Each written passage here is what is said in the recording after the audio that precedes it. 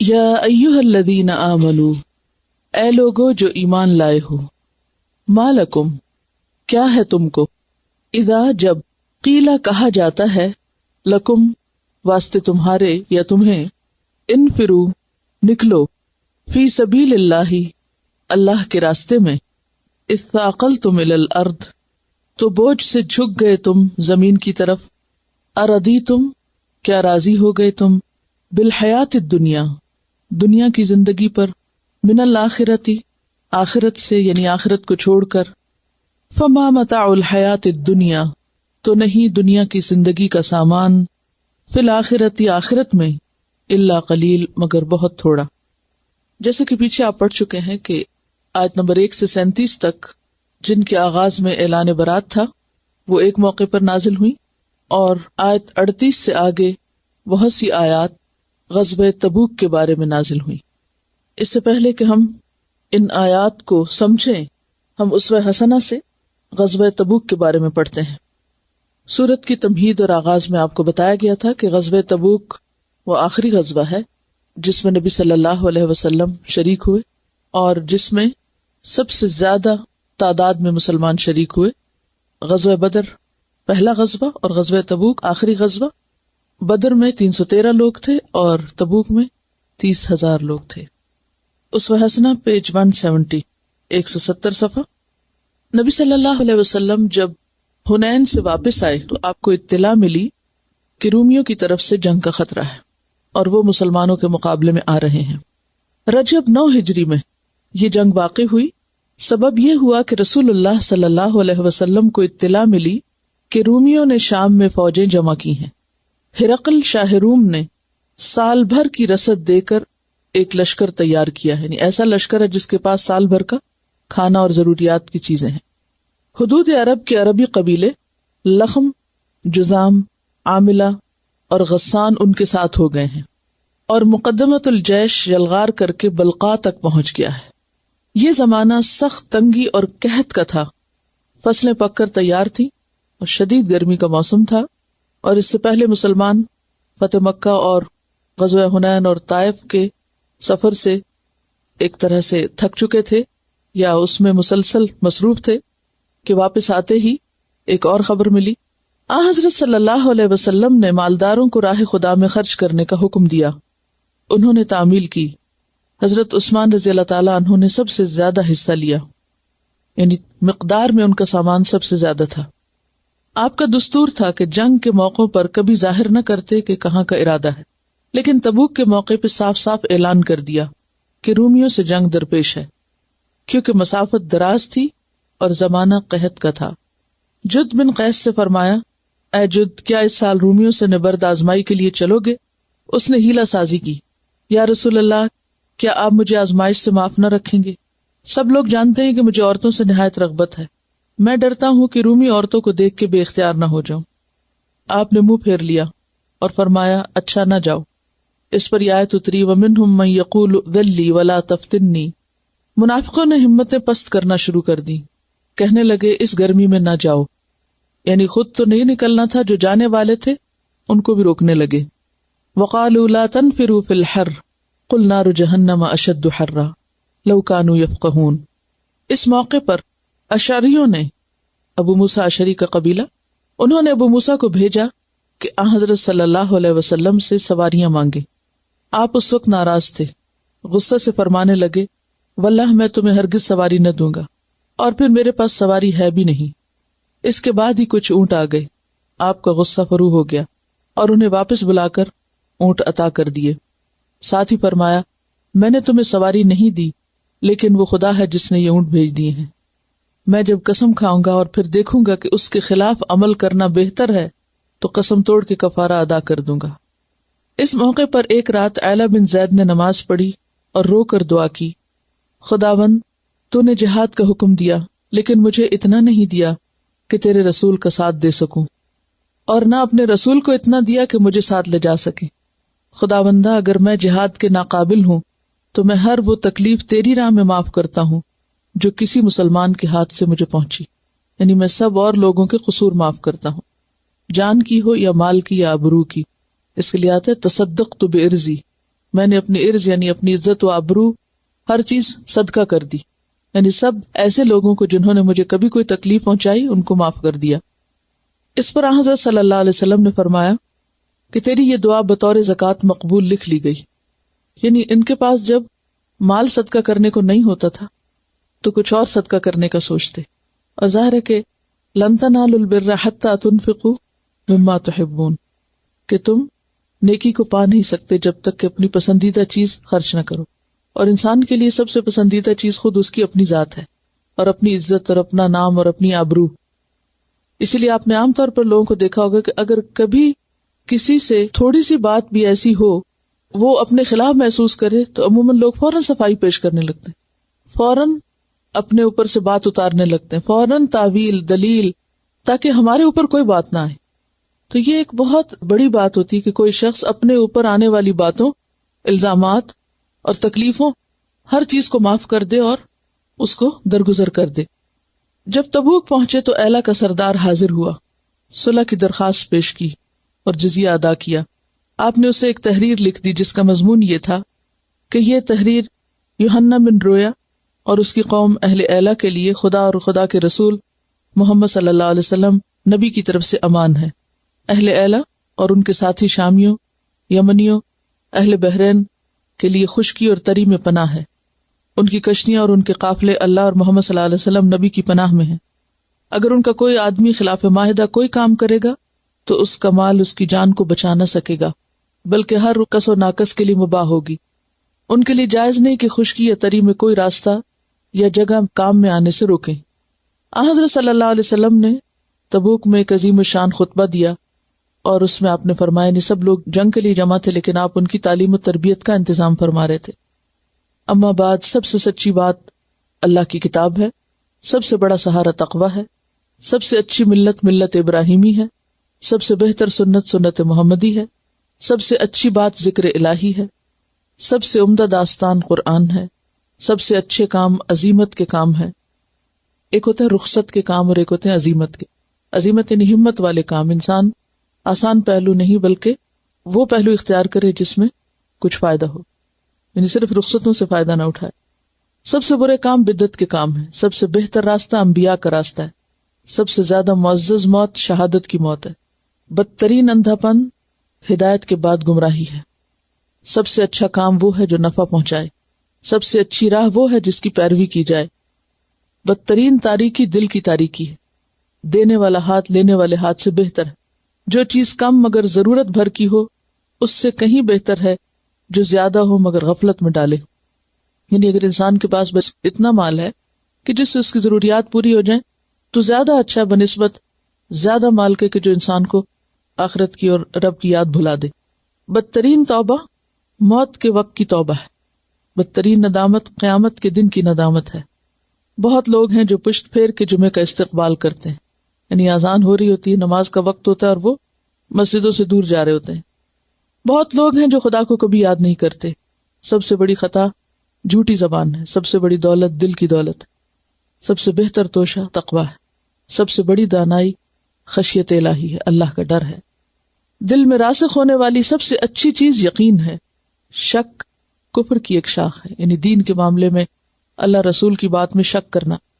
میت پہ نوحہ جاہلیت کی خصلت ہے، مسلمانوں کے مال میں خیانت جہنم کی گرمی ہے، شراب گناہ کا سرچشمہ ہے، بدترین ذریعہ معاش یتیم کے مال کا کھانا ہے۔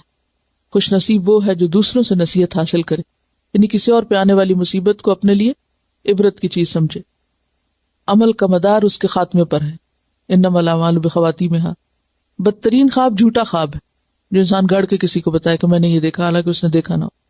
مسلمان کو گالی دینا فسق ہے، مسلمان کا قتل کفر ہے، غیبت کر کے مسلمان کا گوشت کھانا معصیت ہے، مسلمان کے مال کی حرمت اس کی جان کی حرمت کے برابر ہے، یعنی کسی کی عزت پامال کرنا ایسے ہی جیسے کسی کی جان لینا۔ جو معاف کرتا ہے خدا اسے معاف کرے گا، جو غصہ پیتا ہے خدا سے اجر پائے گا، جو نافرمانی کرتا ہے خدا اسے عذاب میں ڈالے گا۔ اس کے بعد 3 مرتبہ استغفر اللہ کہا اور خطبہ ختم کر دیا۔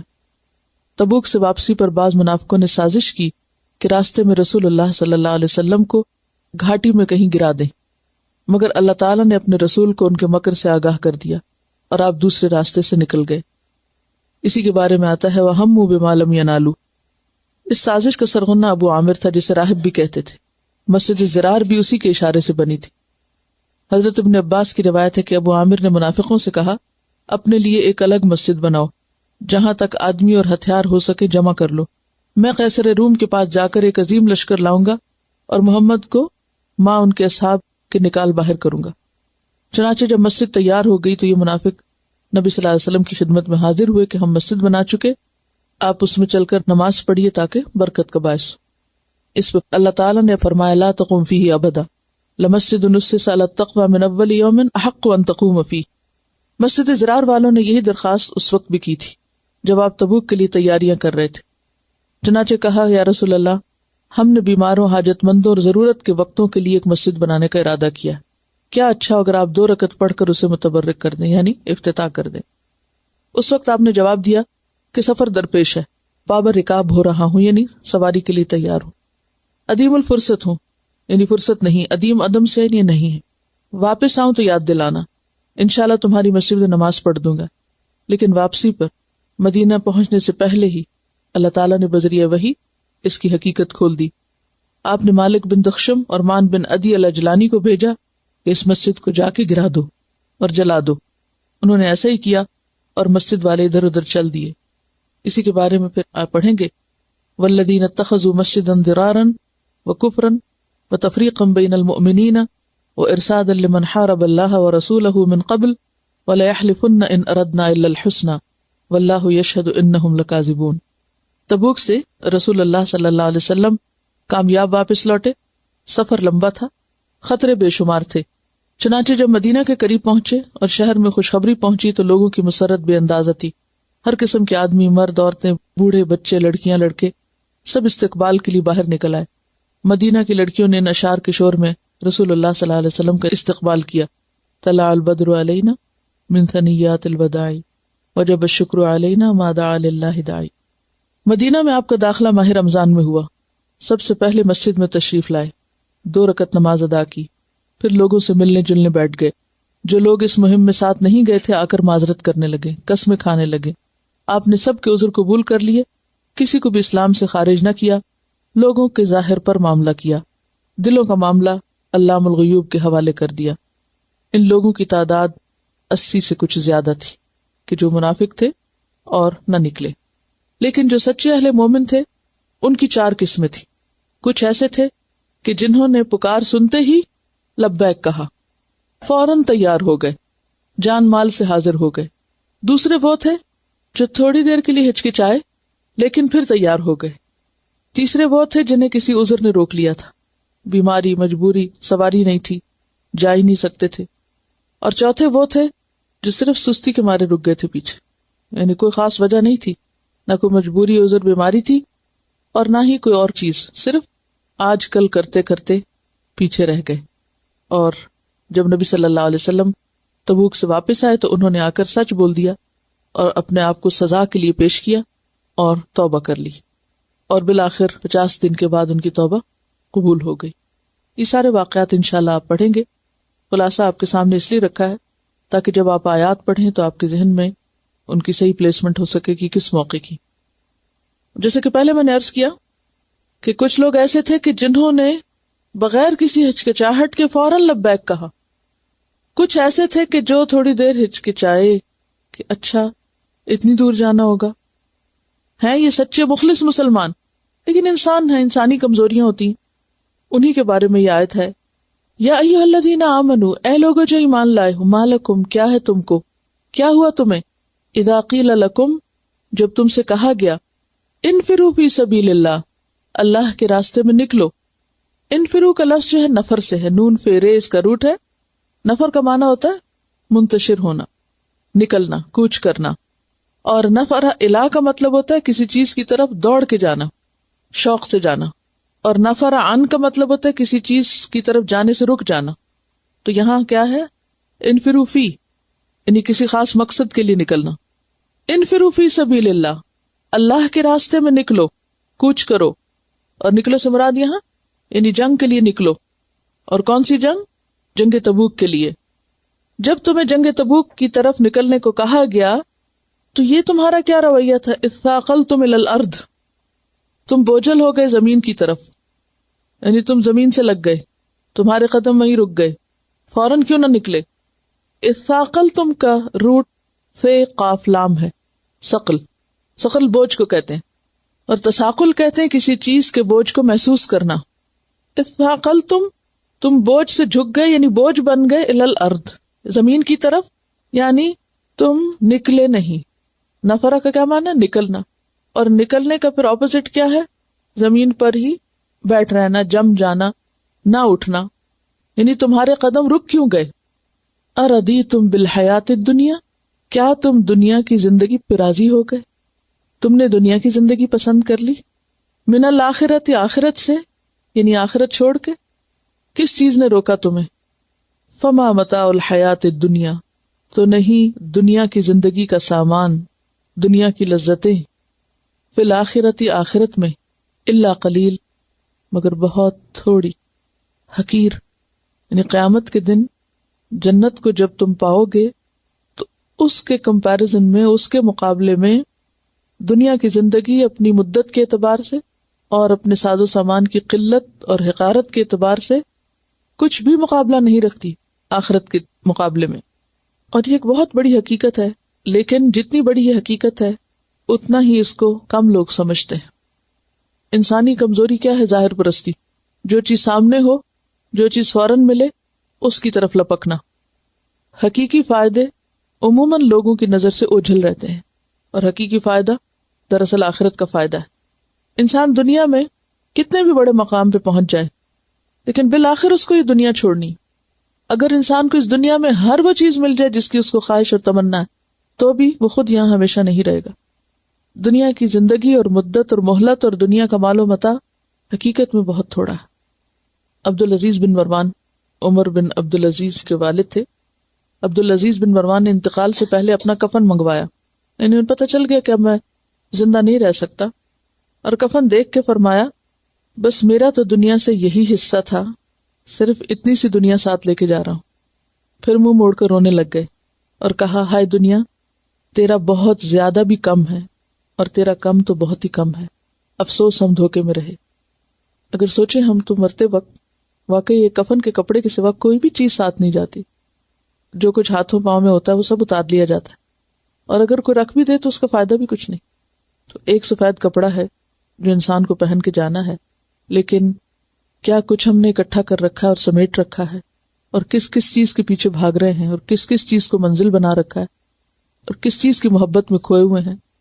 یہ سب اسی وقت ہوتا ہے جب بڑی چیز نظروں سے اوجھل ہوتی ہے، کیونکہ فزیکلی اوجھل ہے نا، نظر نہیں آتی آخرت، تو اس کی ساری توجہ، دلچسپی، شوق اور محبت دنیا سے ہو جاتی ہے. دنیا دنوب سے جو قریب تر ہے، فوری ملتی، فوری نظر آتی، یا دنی سے جو حقیر تر ہے. تو یہاں پر ایک خاص نفسیات کو نمایاں کیا جا رہا ہے، اور وہ نفسیات کیا ہے؟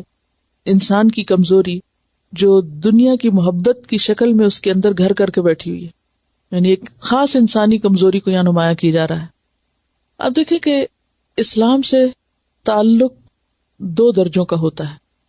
کچھ لوگوں کا اسلام سے تعلق ایسا ہوتا ہے کہ وہ اس کو اپنے لیے ہر چیز سمجھتے ہیں، ان کا جینا مرنا، ان کا اوڑھنا بچھونا، ان کی ہر چیز ان کے دین سے وابستہ ہوتی. لیکن اس کے مقابلے میں کچھ لوگ، ان کی دلچسپی اور شوق کسی اور چیز سے ہوتا ہے، لیکن دین سے وقتی، ظاہری اور رسمی تعلق رکھا ہوتا ہے. موقع محل کی مناسبت سے، ٹائملی، خاص موقعوں پہ، کوئی فوت ہو گیا، کوئی پریشانی آ گئی، کوئی بیماری آ گئی، کوئی مسئلہ ہو گیا، تو اس وقت دین کی طرف آ گئے، یا اللہ رسول کا نام لے لیا، یا کوئی ذکر اذکار کر لی، یا صدقہ خیرات کر لی، اور بس اس حد تک. رمضان آ گیا تو اس وقت تھوڑی سی ایکٹیویٹی کر لی. حج کے موقع پہ حج کرنے گئے تو کچھ تھوڑا وہاں اللہ کو یاد کر لیا، واپس لوٹے پھر ویسے ہی. رمضان گزرا پھر ویسے ہی. مسجد میں ہوا تو تھوڑی دیر اللہ کو یاد کیا، باہر نکلے پھر ویسے ہی. اللہ کی یاد دلوں سے غائب. تو دو طرح کے لوگ ہوتے ہیں. ایک ہوتے ہیں جو سنجیدگی کے ساتھ دین کو لیتے ہیں، وہ مسجد کے اندر بھی اللہ کو یاد کرتے ہیں اور مسجد کے باہر بھی. وہ رمضان میں بھی اللہ کو یاد کرتے ہیں اور شوال میں بھی. وہ حج پہ بھی اللہ کو یاد کرتے ہیں اور اپنے ملک واپس آ کے بھی. وہ غم کے موقع پر بھی اپنے رب کو یاد کرتے ہیں اور خوشی کے موقع پر بھی. ان کی کوئی چیز اللہ کے ذکر سے خالی نہیں ہوتی. نبی صلی اللہ علیہ وسلم کو اسوہ حسنہ یہ، اگر آپ کی مسنون دعائیں ہم دیکھیں تو صبح سے لے کے رات تک کوئی موقع ایسا نہیں چھوٹا یا بڑا کہ جس کی مناسبت سے آپ نے اللہ کو یاد نہ کیا ہو. ہر موقع پہ آپ اللہ کو یاد کرتے تھے. تو آپ کی پیروی میں بہت سے مسلمان ایسے بھی ہوتے ہیں جو ہر موقع پہ اپنے رب کو یاد کرتے ہیں. یہ وہ ہیں جن کے دل آخرت میں اٹک گئے ہیں.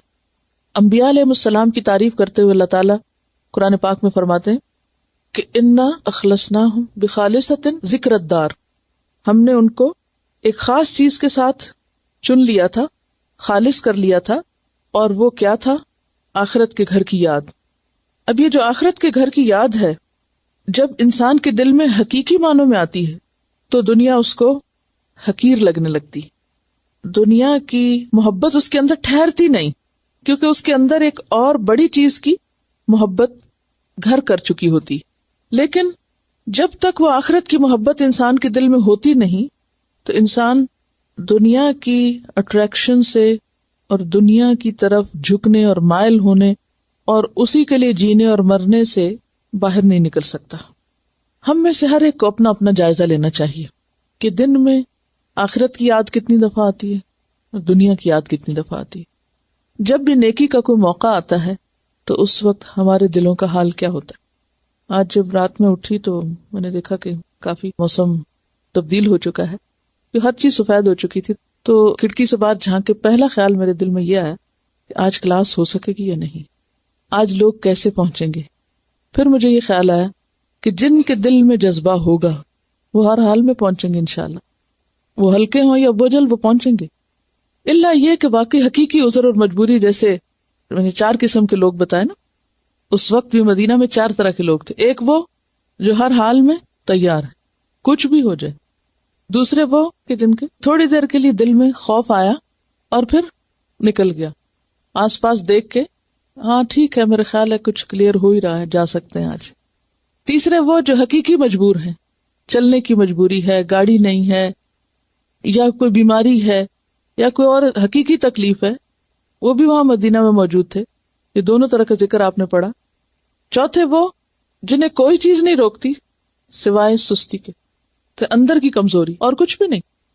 تو جس دل کے اندر آخرت کی محبت جڑ پکڑ جائے پھر وہ ایک ایسی چنگاری ہوتی ہے اور ایسا جذبہ ہوتا ہے، اس کے اندر ایک ایسی چیز پیدا ہو جاتی ہے کہ جو اس کو چین سے بیٹھنے نہیں دیتی، اور مشکل سے مشکل حالات اور تکلیف دہ سے تکلیف دہ صورتحال اس کے لیے آسان ہو جاتی.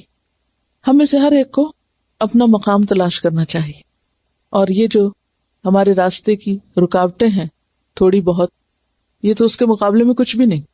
اس وقت فصلیں پک کے تیار تھی، اور اگر اس وقت کٹائی نہ ہوتی تو وہ خراب ہو جاتی. پہلے ہی قحط تھا، کھانے کو نہیں تھا، پھر آئندہ کے لیے کچھ نہ ہو تو انسان کا حال کیا ہو.